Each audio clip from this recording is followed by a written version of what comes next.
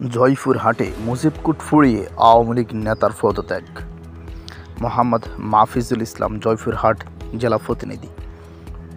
জয়পুরহাটের হিতলালের প্রকাশ্যে মুজিবকুট ফুরিয়ে দল থেকে পদত্যাগ করলেন আওয়ামী লীগ নেতা রেজাউল করিম। আর কোনোদিন আওয়ামী লীগ রাজনীতির সঙ্গে তার সম্পর্ক থাকবে না বলেও জানান তিনি। রবিবার 29 ডিসেম্বর দুপুরে উপজেলার চৌমনি বাজারে প্রকাশ্যে মুজিবকুট ফুরিয়ে পদত্যাগ ঘোষণা দেন তিনি।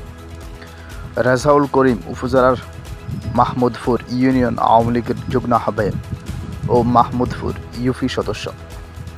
মুজিবকুট ফুরানো ভিডিওটি সামাজিক যোগাযোগ মাধ্যমে ছড়িয়ে পড়লে ব্যাপক চাঞ্চল্যকর সৃষ্টি হয়।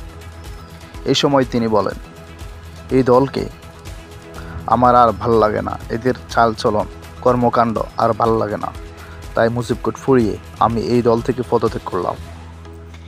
এ বিষয়ে হিতলাল উপজেলা আওয়ামী লীগের সভাপতি আনারুজ্জামান তালুকদার নাদিম বলেন, উনি সবসময় নৈতিক লঙ্ঘন রোগে ভোগে।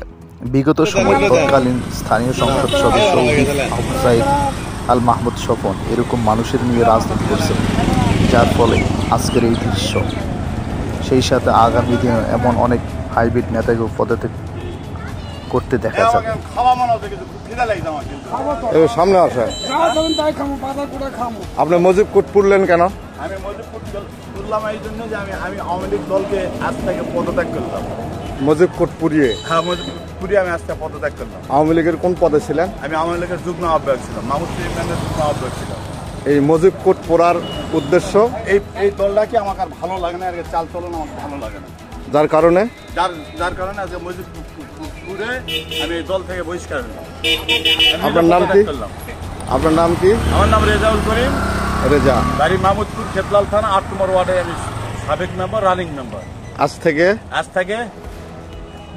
থেকে আমি দলকে পদত্যাগ করলাম।